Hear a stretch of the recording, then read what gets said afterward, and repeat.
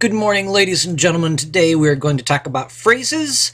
Here's your introduction and goals. The goals of this unit is for you to be able to read a sentence, locate the phrases in the sentence, and identify them.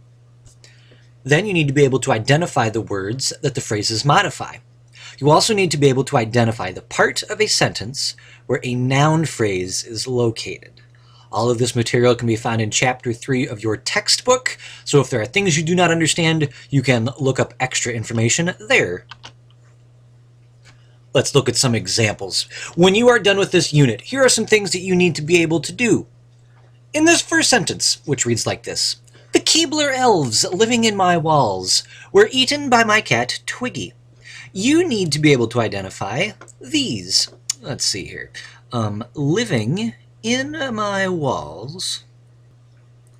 This is a participle phrase, which happens to be modifying the word elves.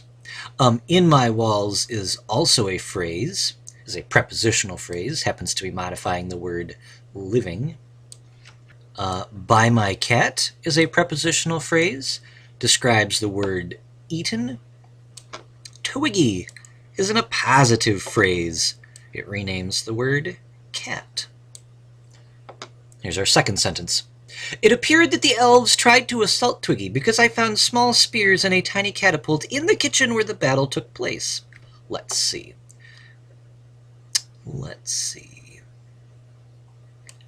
To assault Twiggy is one phrase. This happens to be an infinitive phrase. It is acting like a noun.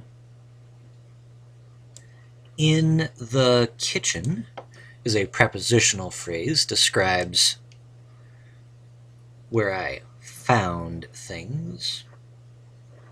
That's nice. When you are done with this unit, you will need to be able to read sentences like these. You'll need to be able to identify all the different types of phrases and tell me lots of different things about the phrases. In addition, you will also need to be able to tell me how different noun phrases are acting in a sentence. For example, to major is an infinitive phrase.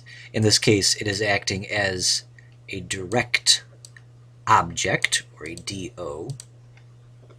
Hunting garden gnomes is a gerund phrase, and in this case, it is acting as the object of the preposition, or what we call an OP.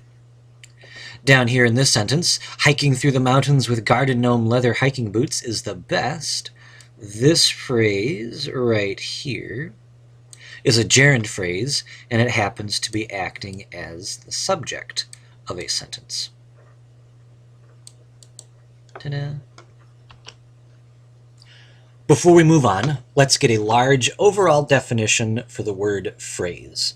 A phrase is a group of words that is treated like a single part of speech.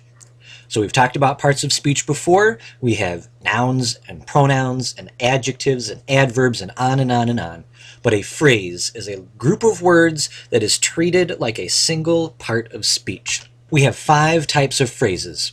We have prepositional phrases, appositive, participle, gerund, and infinitive phrases. There's your overview. Yay!